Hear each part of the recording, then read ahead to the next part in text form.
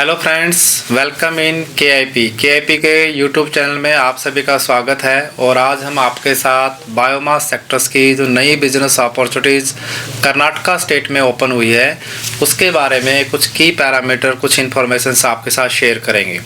जैसा कि आप सभी को पता है कि बायोमास सेक्टर्स में अभी डे बाय डे टेंडर फ्लोटिंग्स बढ़ते जा रहे हैं, चाहे वो पावर प्लांट्स हैं, चाहे वो मिल्क फेडरेशंस हैं या अदर फॉरेस्ट डिपार्टमेंट्स हैं। इसके साथ साथ इंडस्ट्रियल डिमांड भी डे बाय डे बढ़ती जा रही है। यदि आप कर्नाटका स्टेट में बायोमास ब्रिकेट्स या पैलेट्स के मैन्युफैक्चरर्स हैं या ऐसा कोई बिजनेस प्लान करना चाहते हैं तो ये जो बिजनेस अपॉर्चुनिटीज़ है आपके लिए बड़ा हेल्पफुल करने वाली है। बायोमास सेक्टर्स में कैसे आप अपना इन्वेस्टमेंट प्लान करें, कैसे आप टेंडर्स में पार्टिसिपेशन करें, कैसे सब्सिडी लाभ लें, इसके लिए KIP4business.com पर ज़रूर विजिट कीजिएगा। वहाँ पर आपको biomass sector specific guide books मिलेंगी। तो चलिए जानते हैं कि कर्नाटका स्टेट में जो अभी बिजनेस अपॉर्चुनिटीज़ ओपन है इसके क्या कुछ की पैरामीटर्स हैं।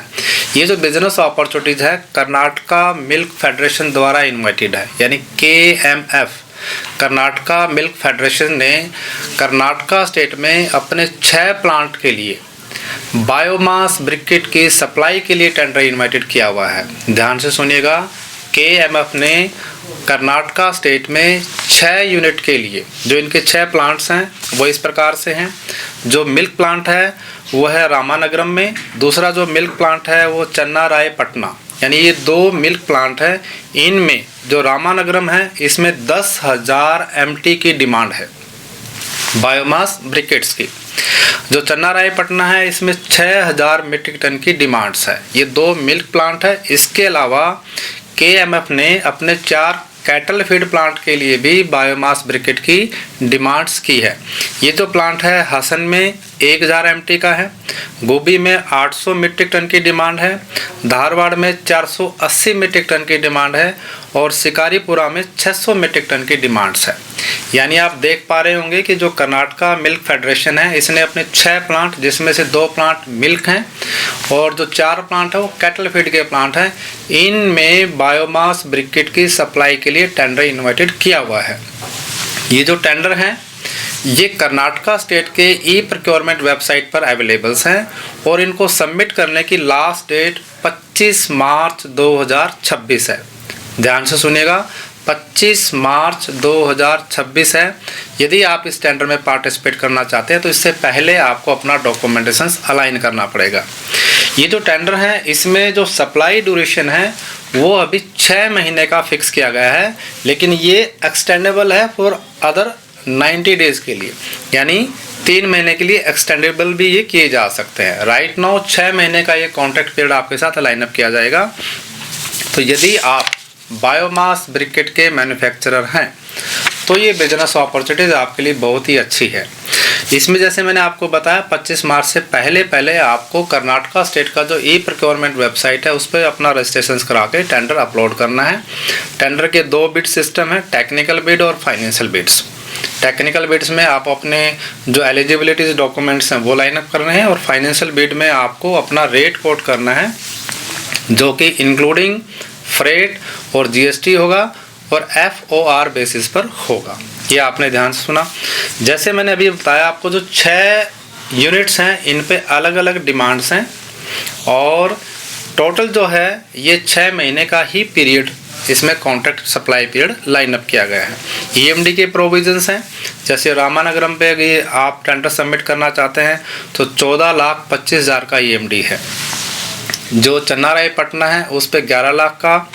इसके अलावा हसन में 1,80,000 का EMD है, गोभी में 1,40,000 का EMD है, धारवाड़ में 90,000 रुपये का EMD है और आपका शिकारीपुरा में 1 लाख रुपए का EMD का प्रोविजंस है। जो टेक्निकल स्पेसिफिकेशंस यहाँ लाइनअप की गई है कि बायोमास ब्रिकेट की क्या टेक्निकल स्पेसिफिकेशंस होने चाहिए, वो इस प्रकार से है कि ये इसमें ज़्यादा से ज़्यादा आपको ग्राउंड नट सेल्स का यूज़ करना है जिसका कंपोनेंट 50 से 60% तक का हो सकता है। इसके अलावा आप साडस्ट, वुड चिप्स इनको भी मिक्स कर सकते हैं जिनके कंपोनेंट 30 से 40% तक के हो सकते हैं। आपका जो डायामीटर्स है वो 60 से 90 mm का होना चाहिए। GCB कम से कम 3900 होनी ही चाहिए, ये आपने ध्यान रखना है। एस कंटेंट 10% से कम हो मॉइस्चर कंटेंट भी लेस देन 10% हो। ये टेक्निकल स्पेसिफिकेशन है, ये आपने ध्यान रखना है। इसके अलावा यदि आप रामानगरम प्लांट के लिए आवेदन करना चाहते हैं तो आपके प्लांट की जो मिनिमम कैपेसिटीज़ है वो 125 मीट्रिक टन पर डे की होनी चाहिए। यदि आप चन्नारायपटना के लिए आवेदन करना चाहते हैं तो आपके प्लांट की capacity minimum 80 ton per day की होनी चाहिए। आपका टर्नओवर कम से कम 8 करोड़ रुपए होना चाहिए यदि आप रामानगरम के लिए अप्लाई करना चाह रहे हैं। और यदि आप चन्नारायपटना के लिए आवेदन करना चाहते हैं तो 4.8 करोड़ का टर्नओवर आपका पिछले किसी भी 3 साल में, लास्ट 3 इयर्स में किसी भी एक साल में ये आपका टर्नओवर होना चाहिए, ये आपने ध्यान रखना है। इसके अलावा आपके पास कम से कम 10 दिन की स्टोरेज कैपेसिटीज़ का प्रोविज़न हो और आपके पास बायोमास ब्रिकेट की सप्लाई करने का एक्सपीरियंस हो।